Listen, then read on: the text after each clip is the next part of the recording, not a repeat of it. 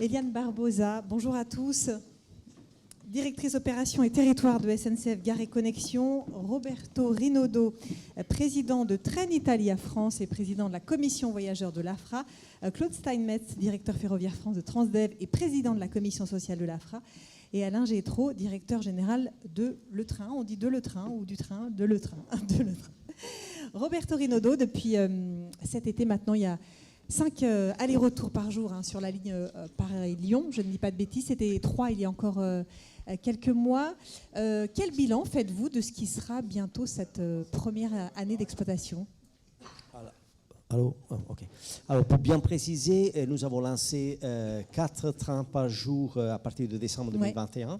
Donc, des trains dans la ligne entre Paris et Milan. Ouais. Et suite à cela, nous avons commencé à lancer une offre de trains grande vitesse entre Paris et Lyon à partir du 5 avril, avec un aller-retour. Et suite à cela, donc à partir de juin, nous avons complété l'offre Paris-Lyon avec 3 allers-retours qui se rajoutent aux 2 allers-retours par jour Paris-Milan. Donc sur la ligne Paris-Lyon, aujourd'hui, nous avons effectivement 5 allers-retours. Alors quel bilan ? Le bilan est très positif, c'est-à-dire qu'il y a des grands retours, des retours très positifs de la part de nos voyageurs, qui est la chose la plus importante pour nous, en termes de satisfaction pour la qualité du service, en termes de politique de pricing, parce que nous avons décidé d'appliquer une politique de pricing qui est basée sur un très haut niveau qualité-prix, sur la simplicité, sur la transparence, sur la lisibilité. Et notre idée était celle de se positionner dans le marché ferroviaire grande vitesse avec une offre complètement différente par rapport à celle de l'opérateur historique, avec une flotte récente, technologiquement avancée, avec une offre de qualité très riche qui veut satisfaire toutes les exigences de nos voyageurs. Donc, parce que nous avons 3 classes de services, donc l'exécutive, la business, la standard, avec différents niveaux de qualité, un service de restauration de haute gamme, évidemment avec une âme italienne, mais qui est très attentive évidemment à toutes les exigences des voyageurs français, et avec un portail qui me donne la possibilité d'acheter un repas à la place et de voir des films également, écouter de la musique ou des audiolivres. Et tout est inclus dans le prix du billet, en fait. Et donc, pour nous, alors, en termes de remplissage sur le Paris-Milan, nous avons désormais dépassé le 82% de remplissage par jour. Sur les trains, cet été était complètement plein. Sur le Paris-Lyon, on est à peu près à 50% de remplissage. Donc, on est encore dans une phase, nous appelons ramp-up, donc c'est de développement, de départ de notre business. Donc, on peut faire encore plus. Mais jusqu'à présent, nous sommes ravis de constater qu'il y a un retour très positif de la part de nos clients. Et ce qu'on a vu, c'est que ça a finalement profité aussi à l'opérateur historique. Bien sûr. En fait, je voulais encore préciser que le rôle, notre positionnement dans le marché français, c'est pas de faire la guerre à la SNCF, mais plutôt d'avoir un rôle complémentaire dans l'esprit, en fait, de faire grandir tout le système ferroviaire. Et tout cela, nous l'avons déjà constaté en Italie. Après, si vous voulez, on peut parler aussi de l'exemple italien. Mais c'est là pour dire qu'il y a déjà des résultats qui confirment exactement ce que nous avions en tête. Parce que la SNCF récemment a déclaré qu'ils ont dépassé de 10% les volumes de fréquentation en 2019, donc anti-Covid, pré-Covid, auquel il faut rajouter la fréquentation de nos trains. Donc ça veut dire qu'effectivement, il y a eu déjà des premiers résultats qui confirment que le fait de l'ouverture à la concurrence, l'arrivée d'un nouvel opérateur, donne la possibilité aux clients d'avoir plus de choix, et plus de choix signifie plus de demandes, parce qu'on va encourager et stimuler les voyageurs à préférer le train par rapport à d'autres moyens de transport. Eliane Barbosa, comment avez-vous accueilli l'arrivée de Trenitalia ? Est-ce que cette ouverture à la concurrence, elle vous oblige aussi à vous réinventer, à vous transformer ? Bonjour à tous. Alors, l'ouverture à la concurrence, pour nous, à Gare et Connexion, c'est une opportunité d'abord, puisque c'est plus de clients, de nouveaux clients dans nos gares. Et ça nous oblige aussi. Donc notre premier rôle, c'est d'accueillir en toute intégrité l'ensemble des nouvelles entreprises ferroviaires. Et on doit repenser, notamment avec l'ouverture du marché conventionné en ce moment, le modèle de continuité de service de nos 3030 gares sur l'ensemble du territoire. Donc ça accélère notre positionnement en tant que gestionnaire unifié des gares et la façon dont on les gère au quotidien.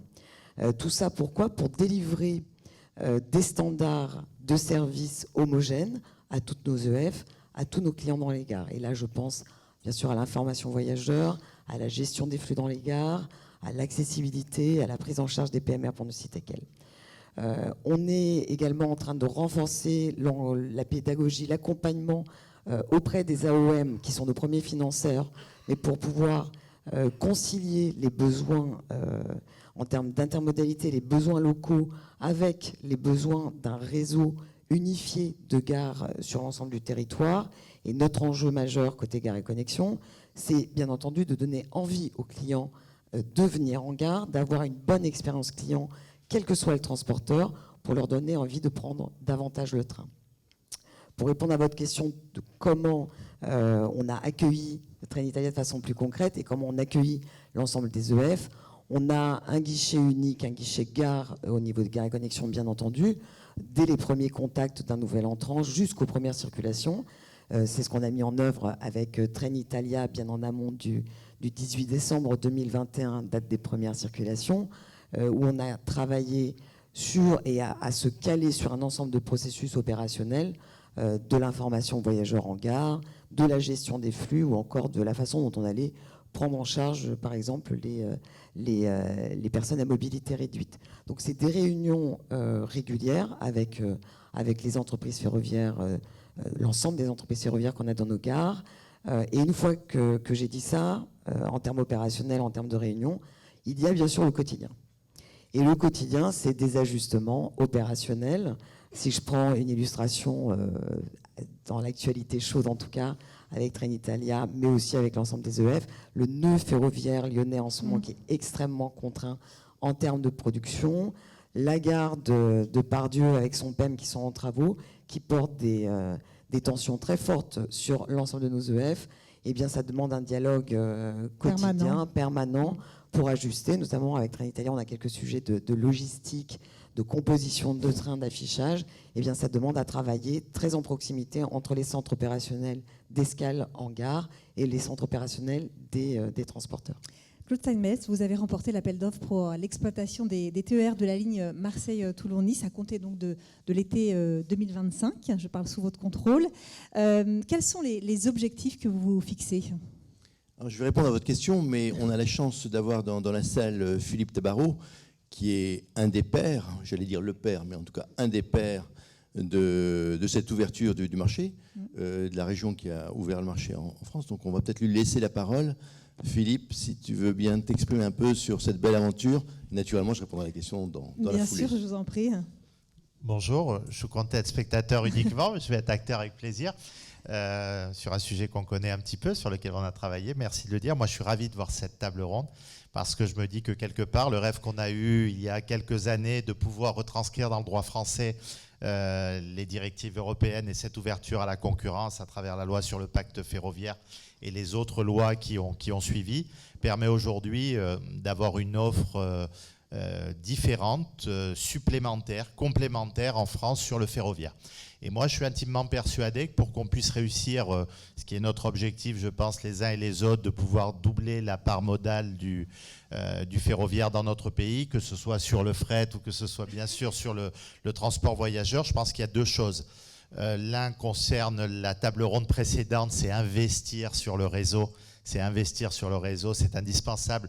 J'ai essayé de faire entendre ce sujet pendant l'été où il y a d'autres sujets moins politiciens qui occupent les médias, mais de pouvoir parler de ce besoin d'investir dans notre réseau, de suivre l'exemple de nos amis italiens avec les 120 milliards qui vont être investis dans le réseau, des 86 milliards allemands dont on parlait.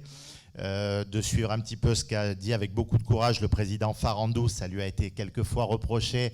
Il a besoin d'investissement.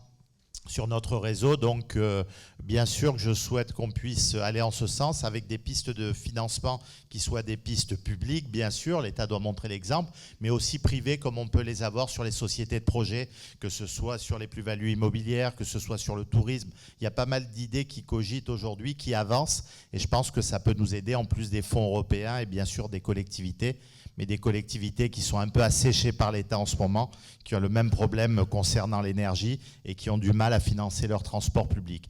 Alors moi, je suis ravi que la deuxième partie, en dehors de ces investissements sur les infrastructures, la modernisation, la régénération du réseau, c'est l'ouverture à la concurrence, et l'ouverture à la concurrence doit permettre une offre supplémentaire.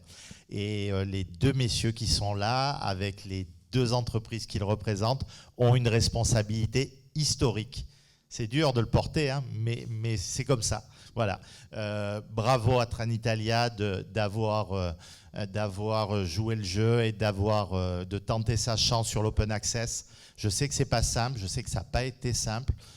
Heureusement, on a une autorité régulatrice de transport dans notre pays qui fonctionne bien, et il faut lui donner le plus de pouvoir possible pour qu'elle continue à fonctionner de cette manière. Et bravo à l'entreprise Transdev d'avoir remporté dans des règles totalement transparentes ce lot, parce que là aussi, ils ont pris l'engagement au même tarif d'améliorer l'offre.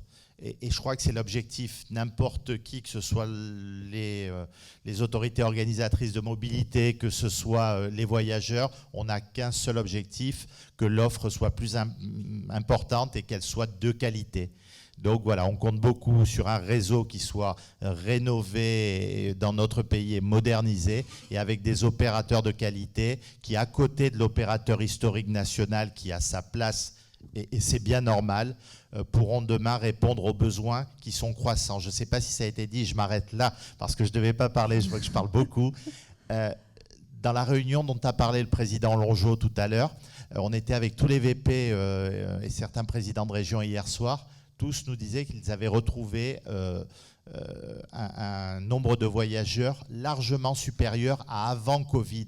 Donc le train marche bien, le train du quotidien marche bien, revient à la mode, parce que on parle beaucoup de la transition écologique, parce qu'il y a de plus en plus de difficultés de prendre sa voiture, oui, surtout ces jours-ci. Donc pour toutes ces raisons, le train a un avenir, mais encore faut-il qu'on réussisse. Et quand je vois cette belle table ronde et cette assistance, j'ai encore bon espoir. Claude Steinmetz. Merci beaucoup Philippe. Donc on se fixe effectivement un certain nombre d'objectifs. On a pris des engagements très, très clairement. On baisse déjà les coûts train-kilomètre d'un tiers. On s'est engagé sur cette ligne effectivement à doubler l'offre. Donc doublement de l'offre.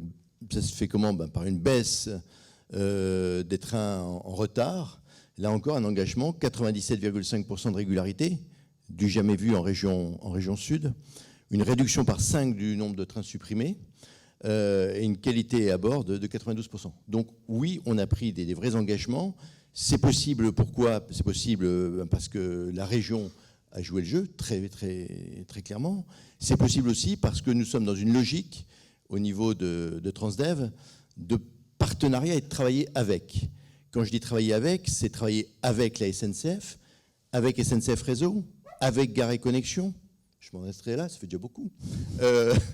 Surtout de travailler avec les cheminots.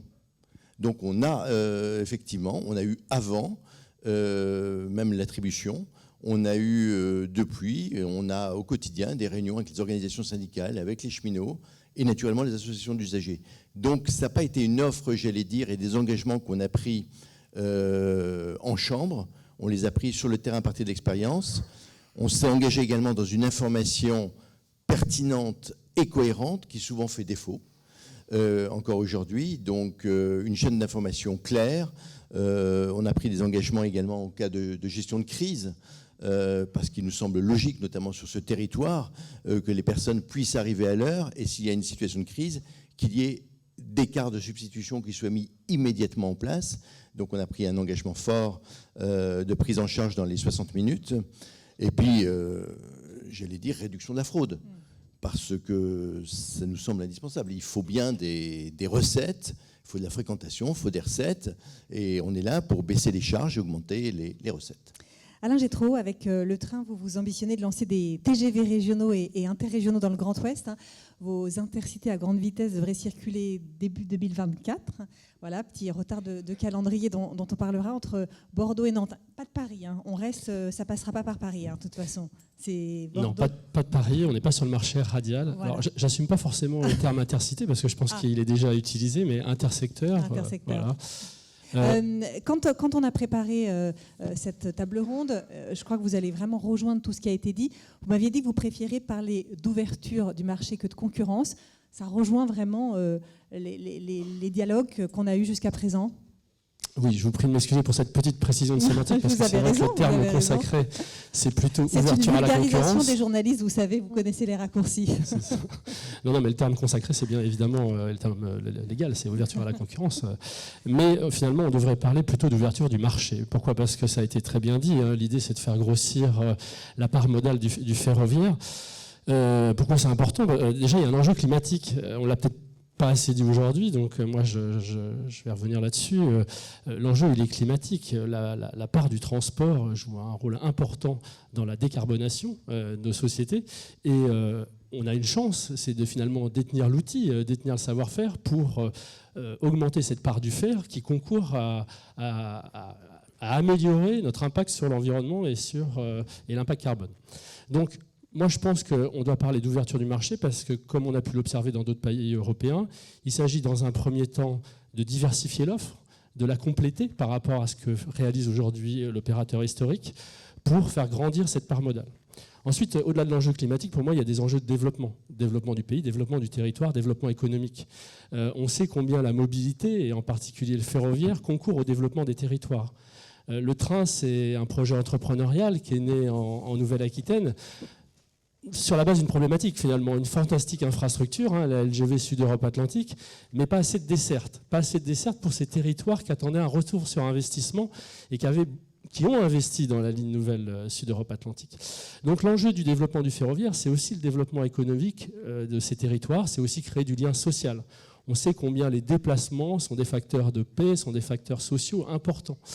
Donc, je devrais presque dire, c'est ce qu'on retrouve sûrement dans le droit européen, c'est un droit cette mobilité. Donc aujourd'hui, nous on préfère côté le train, effectivement, même si on est sur des sujets très entrepreneuriaux, parler plutôt d'ouverture du marché et de potentiel de marché que de parler uniquement de concurrence. En plus, c'est un petit côté négatif, ce sujet concurrence, surtout si on se place du côté SNCF. Et chez les collaborateurs des SNCF Voyage, oulala, la concurrence, voilà, on va venir nous marcher dessus. La complémentarité. Exactement. Complémentarité voilà, des offres. Ça suscite beaucoup de risques, alors qu'en fait, comme l'a dit Roberto, ça suscite surtout beaucoup d'opportunités par les effets d'induction notamment. Roberto Rinaudo, comment s'est passée votre arrivée sur le marché français ? Quelles sont les difficultés, les obstacles éventuels auxquels vous avez été confrontés ? Évidemment, ça a été un projet très complexe parce qu'il y avait plusieurs contraintes. Je peux citer tout d'abord un problème de contraintes techniques parce qu'il faut envisager qu'en Europe, l'infrastructure a des caractéristiques complètement différentes. Donc, avec une flotte italienne qui avait des caractéristiques qui étaient adaptées à l'infrastructure italienne, il fallait l'adapter aux caractéristiques de l'infrastructure française. Et donc, cela a engendré plusieurs investissements, plusieurs contraintes qui nous ont fait, qui ont duré beaucoup de temps, et donc beaucoup aussi de difficultés à comprendre effectivement quelles étaient les actions à mettre en place pour faire en sorte que notre flotte italienne pouvait garantir tous les standards de sécurité qui étaient prévus dans le réseau français. Donc ça a été un boulot très, très, très dur. Et notre souhait, évidemment, sur ce sujet-là, c'est de faire en sorte que tous les systèmes de signalisation, plutôt que d'autres caractéristiques techniques, soient standardisés aux paramètres européens, en fait. Par exemple, tous les investissements qui sont prévus par SNCF Réseau sur le RTMS font en sorte qu'on pourra avoir des systèmes qui seront standardisés, et cela permettra en fait d'encourager l'arrivée de nouveaux opérateurs. Et donc, nous espérons bien qu'il y aura une accélération de ce type d'investissement. Après, il y a eu certainement un problème de coût d'accès à l'infrastructure, parce que les coûts sont effectivement très, très élevés, et donc ils mettent en discussion, ils challengent un peu le modèle économique. Donc c'est compliqué de garantir un retour des investissements réalisés, compte tenu du péage qui est très, très, très, très élevé. Il faut envisager que le système est différent parce que, par exemple, en Italie, le péage est moins cher parce qu'il y a une partie des coûts qui sont chargés par l'État, notamment toute la partie maintenance ordinaire et extraordinaire. Et cela permet en fait de baisser de manière significative les péages. Mais la baisse des péages, que pour moi c'est un point fondamental pour garantir la croissance du système ferroviaire, est un point clé qui permettrait en fait de développer le système ferroviaire. Sur cette question, Claude Stainès, Alain Gétraud, vous partagez aussi ce sentiment. Un des points fondamentaux, c'est les péages. Alors, les péages, c'est un sujet central, surtout quand on est un opérateur open access ou service librement organisé. Si on veut se donner quelques chiffres, pour nous, c'est 60% de notre structure de coût, voire 70% de notre structure de coût. En plus, c'est des mécanismes complexes. Souvent, les équipes me disent on aurait mieux fait de faire de l'aérien. Je plaisante, mais quand je dis ça, ça veut dire que pour faire du ferroviaire, je l'ai entendu côté Europort, faut quand même avoir envie. Voilà. Et les marges sont minces, donc ça nécessite d'être structuré pour le faire. Effectivement, il y a plusieurs facteurs sur le coût du sillon. Le coût intrinsèque, coût nominal du sillon, sur lequel il faudra travailler sur le long terme. Et j'espère qu'on arrivera à des coûts du sillon comparables à ce qui se passe en Italie, à ceux qui sont pratiqués en Italie. C'est déterminant pour le développement du ferroviaire. Mais surtout les politiques d'accompagnement, surtout pendant les premières années, pendant le ramp-up et l'acquisition de clientèle. Voilà, il y a des mécanismes qui existent, qui sont prévus par la législation et qui sont encadrés par le régulateur. Faut qu'ils soient volontaristes, ces mécanismes. Et aujourd'hui, il y a des différences quand on les contracte avec l'opérateur privé, avec l'ISEA par exemple, ou quand on les contracte avec la SNCF, même s'il y a des règles communes, voilà, les philosophies d'approche ne sont pas tout à fait les mêmes. Et puis il faut qu'ils soient fluides, parce que pour nous, par exemple, on circule majoritairement sur l'ISEA, ils ne seront actifs qu'à partir de 2024. Donc ça veut dire démarrer un service commercial sans aide tarifaire, sans tarif différencié, c'est nous faire courir un risque commercial et économique très important. Voilà. Claude Stainès, le coût du sillon. Alors je partage sans aucune réserve évidemment. Et au-delà de ça, faut savoir que dans le conventionné, ce sont les régions qui payent le péage, puisque nous sommes à l'euro. Donc, y compris les régions ont tout intérêt à avoir un péage maîtrisé et un péage avec une visibilité pluriannuelle. C'est souvent ce qui fait un peu défaut. Et naturellement, la qualité de service qui va avec le coût qu'on paye. Au-delà de cette question des péages, il y a d'autres difficultés que vous identifiez, d'autres sujets un peu difficiles sur cette entrée sur le marché ? Très clairement, nous avons des pages entières à écrire. Jusqu'en 2025, j'allais dire, à l'ouverture, il y a beaucoup de travail à faire. Il y a déjà la mise en place d'un cadre social attractif et un projet collectif à mettre en place. Il y a encore des discussions au niveau national sur les facilités de circulation route qui ne sont toujours pas encore bouclées. À côté de ça, au niveau local, donc au niveau de la région, nous menons un travail de fond au quotidien. On a déjà eu 6 réunions avec les agents, 3 réunions à Marseille, 3 réunions à Nice. L'objectif, c'est effectivement d'entendre, de partager, de comprendre et que l'évolution et le passage des cheminots chez nous se passe dans les meilleures conditions possibles. Et dès février 2023, on aura arrêté un cadre social et on le présentera. On mettra en place des conditions de travail attractives pour tous, donc du gagnant-gagnant, évidemment. On est très attaché au niveau du groupe Transdev à la formation du personnel. Donc là encore, une formation à mettre en place, de la création d'emplois. On a la chance, et c'était souligné par Philippe Tabarot, de doubler l'offre. Partant de là, oui, il y aura de la création d'emplois, ce qui est donc très favorable. Et puis un management de proximité, parce que sa culture du groupe, c'est vraiment proximité. À côté de ça, je ne vous cache pas, on a 16 rames à construire. Donc c'est Alstom qui a été retenu. Là encore, vous allez me répondre, c'est relativement simple. Vous avez signé un contrat, Alstom va faire et vous allez être livré. Oui, ça c'est sur le papier. En réalité, c'est un peu plus complexe que cela. Donc nous travaillons en étroite concertation avec le groupe Alstom pour sortir ces rames en temps et en heure, alors que vous savez tous qu'il y a des problèmes de composants et qu'il faudra impérativement que les rames soient là.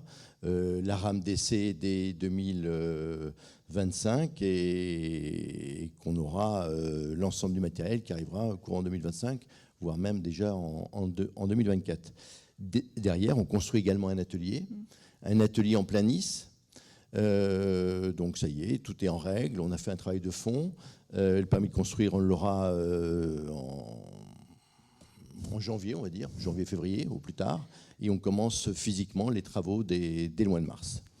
Donc, il y a des grands enjeux devant vous. Il y a des grands enjeux. On est dans la réalité vraie. Et monsieur le sénateur, naturellement, nous transformerons l'essai. Ça va sans dire, puisque c'est notre mission. Hélène Barbosa, vous l'avez dit tout à l'heure, c'est un dialogue quotidien avec les nouveaux entrants. Comment travaillez-vous avec eux très concrètement? Est-ce qu'on est encore un peu dans cette phase d'apprentissage, d'un côté comme de l'autre? Oui, j'ai commencé à l'esquisser. Donc, on a effectivement du dialogue quotidien. On a mis en place ce guichet unique gare. Et vraiment, on a un rôle et un souhait d'être facilitateur pour l'ensemble des entreprises ferroviaires. Mais on est aussi dans une courbe d'apprentissage très clairement pour Gares & Connexions.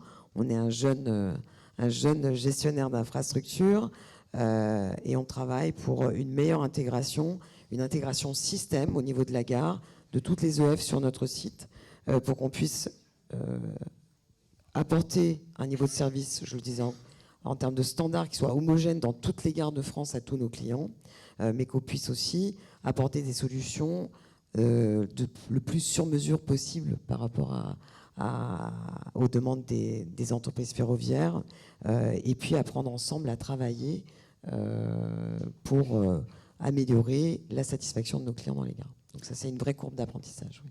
Roberto Rinaudo, vous avez vécu en Italie le même phénomène d'ouverture du marché avec un peu plus de recul. Quels sont les résultats ?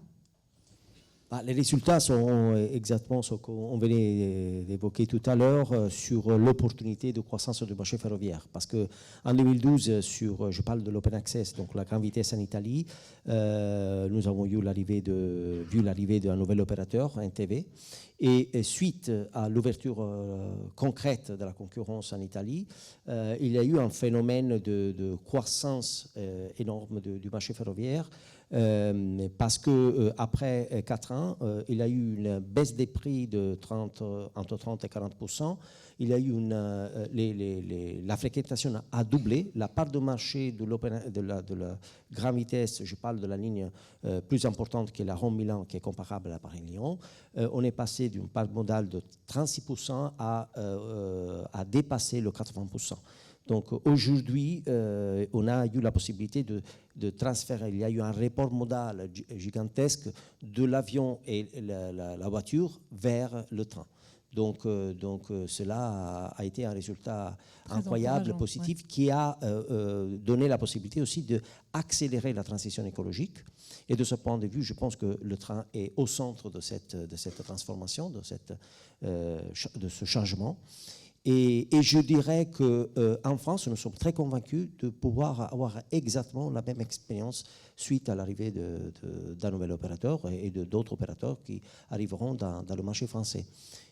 Donc, en termes de fréquentation, en termes de réduction de prix, c'est effectivement une occasion historique. On parle aujourd'hui beaucoup de consommation d'énergie, donc de crise énergétique et de pouvoir d'achat.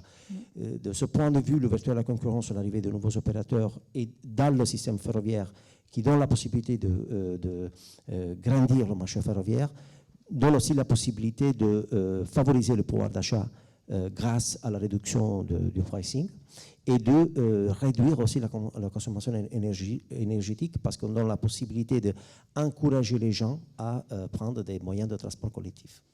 Alain Gétraud, je parlais de ce petit retard de calendrier. Vous espériez un début d'exploitation au deuxième semestre 2023. Ce sera finalement début 2024. Qu'est-ce qui explique ce retard ?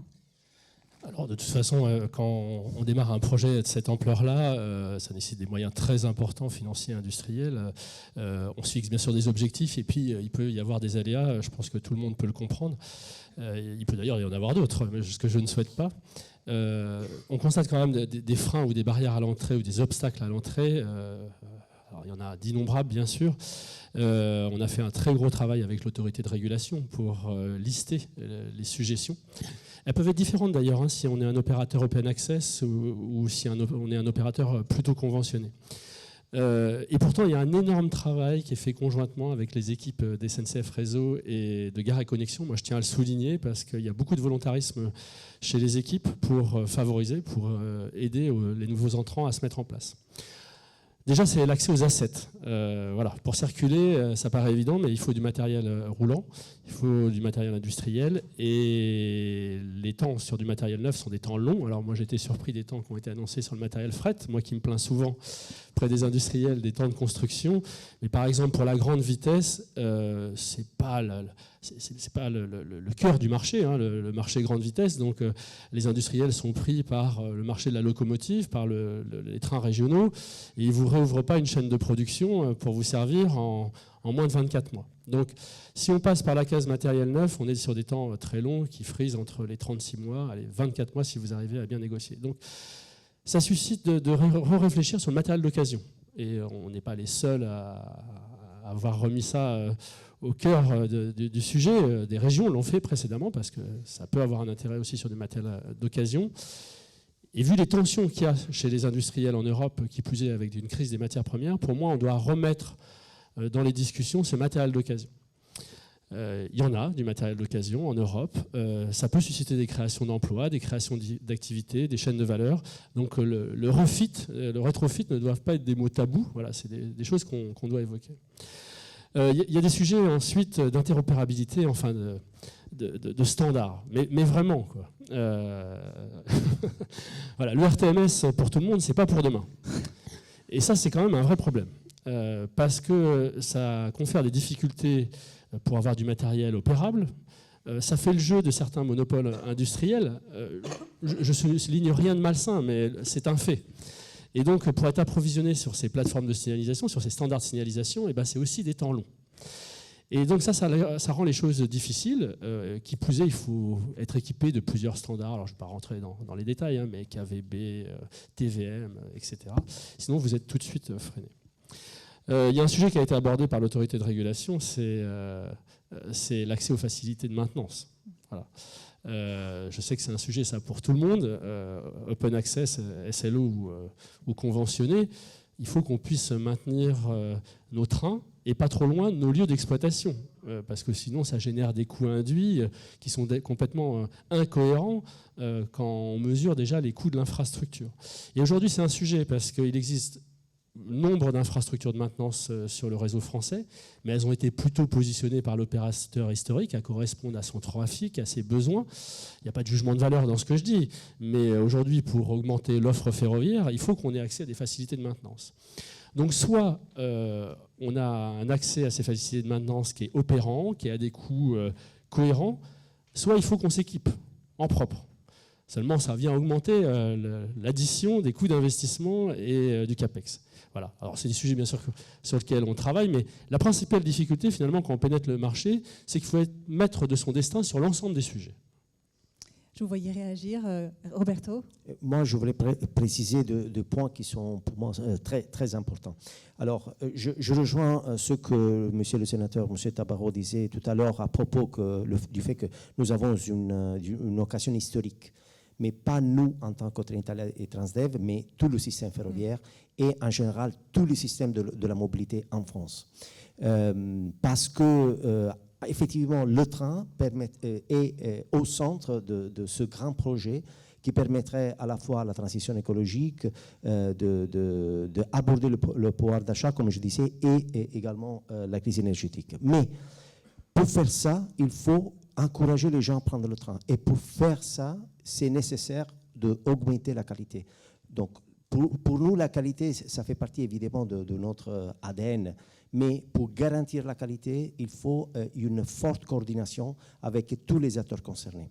Et je me réfère en particulier à tous les rapports qu'on a avec Gares & Connexions, évidemment, mais avec SNCF Réseau.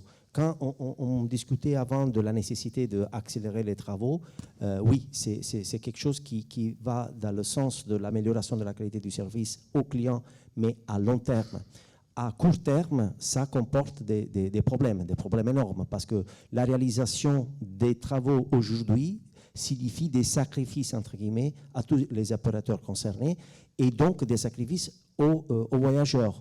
Donc cela signifie qu'il faut se coordonner de manière très forte et trouver des solutions gagnant-gagnant, parce que sinon, on risque de éloigner, alors, au lieu d'encourager les voyageurs à prendre le train.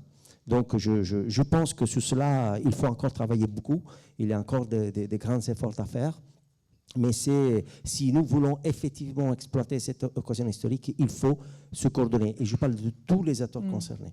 La deuxième chose, c'est que pour garantir cette grande transition écologique, il faut baisser les prix. Mais pour baisser les prix, encore une fois, le coût d'accès à l'infrastructure. J'avais oublié de dire qu'en Italie, la grande transition écologique et le développement énorme du marché ferroviaire a été accompagné par une forte réduction des péages. En Italie, après l'arrivée du nouvel opérateur, il y a eu une réduction de 38%. Et cela a permis en fait de réduire ultérieurement les prix aux voyageurs, mais surtout d'augmenter l'offre. Alors, c'est vrai qu'au début, ça pourrait être perçu comme un coût supplémentaire pour l'État, mais effectivement, pour l'Italie, ça a été un investissement. Pourquoi ça? Parce que grâce à la réduction de péage, tous les auteurs concernés ont bénéficié. Les voyageurs, évidemment, avec une réduction de prix. La transition écologique, donc le fait de créer des externalités positives, le fait de réduire la consommation énergétique, donc, et aussi, surtout, le fait que le gestionnaire de l'infrastructure a eu la possibilité d'améliorer sa performance économique grâce au fait qu'il a augmenté l'offre, le volume de trains en circulation, et cela a permis de rembourser la dette sur les investissements de la grande vitesse. Donc cela confirme en fait que la réduction des péages signifie un investissement pour l'État. Ce n'est pas un coût supplémentaire. Claude Selmez, vous vouliez peut-être réagir à ce qui a été dit. Je voulais aussi qu'on évoque le fait que vous aviez répondu à des appels d'offres pour le TER dans le Grand Est et Hauts-de-France, les Pays de la Loire. Selon les régions, les enjeux ne sont pas les mêmes. Est-ce que chaque appel d'offres a ses spécificités, ses problématiques ? Alors oui, aujourd'hui, chaque appel d'offres a ses spécificités. Je prends Grand Est, il y a des sujets d'infrastructure. Sur l'Île-de-France, c'est la complexité de l'Île-de-France, sur T4, T11, ligne P. Hauts-de-France, c'est un nœud ferroviaire, c'est l'étoile d'Amiens, complexe techniquement. Et Pays de la Loire, là encore, c'est un tiers de la région. C'est du tram-train d'une part, d'autre part du mode lourd. C'est des délais qui sont contraints, puisque c'est des débuts d'exploitation qui sont envisagés dès décembre 2024, donc demain en réalité. Tout ça dans un contexte quand même, on va dire, de crise énergétique, qui immanquablement vont impacter les finances des collectivités. Je pense qu'il faut en être conscient. L'exploitation va être plus onéreuse, également pour nous tous. Les formules d'indexation qu'on peut avoir classiquement dans les contrats ne répondent pas forcément. On va attendre de nous, nouvel entrant, mais également de l'opérateur historique, d'être plus performants, d'apporter plus d'innovation, de réduire les coûts. Pour cela, je connais une seule solution. Moi, c'est qualité, qualité, qualité et fiabilité. Ce qu'on oublie souvent en France, c'est que le défaut de qualité a un coût. Donc on ne peut pas se permettre, et on ne peut plus se permettre ce luxe aujourd'hui. non seulement parce que ça répond à l'attente des usagers d'avoir un service de qualité, mais également parce qu'économiquement, la non-qualité entraîne des surcoûts et des perturbations sur l'ensemble du système. Donc la route reste encore à tracer, je pense. Chaque région a ses particularités. À nous à répondre aux attentes. Je vous propose qu'on prenne quelques questions de la salle, s'il y en a. Excusez-moi de reprendre la parole, mais vu le silence, je me suis dit qu'il y en a qui doivent être endormis. En tant qu'entreprise ferroviaire, aujourd'hui, le gros problème que nous rencontrons, qui est quelque chose de simple, mais qui n'avance pas, c'est tous les travaux qui sont sur les voies et pour lesquels personne ne nous prévient. Et on découvre le matin que la locomotive avec son train tracté derrière ne peut pas avancer. Et donc ça pose le problème d'un client qui est mécontent, sur lequel Réseau n'écrit jamais pour reconnaître sa responsabilité. C'est lamentable, c'est nul. Et ça, il faut vraiment que Réseau soit sanctionné de ça. C'est inadmissible. Parce que derrière ça, nous ne pouvons pas dire au client nous n'avons pas pu avancer parce qu'il y a des travaux, on vient de les découvrir. Le client pense que c'est nous qui ne faisons pas notre boulot. Et donc, on prend des pénalités de la part du client, ça crée un désordre, ça crée un conflit, et on n'en sort pas. Tout simplement parce que Réseau n'assume pas ce qu'elle doit faire.